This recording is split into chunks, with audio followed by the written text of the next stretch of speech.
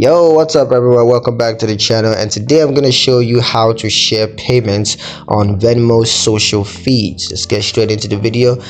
For sharing payments, what you can do, you can make a payment to a friend or merchant using Venmo, and you can add a note to the payment to describe the transaction or add a personal message.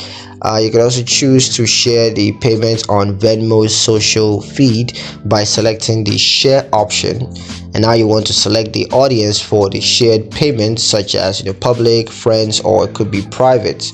Now for Venmo social feed settings, just open the Venmo app on your mobile device first, and then tap the menu icon at the top left corner of the screen, and you're gonna need to tap settings to access the app settings, and then tap privacy, and that's going to take you to the privacy settings, and there you can adjust the social media settings to control who can see your shared payments. So yeah, that's pretty much it on how to share payments on Venmo's social feed.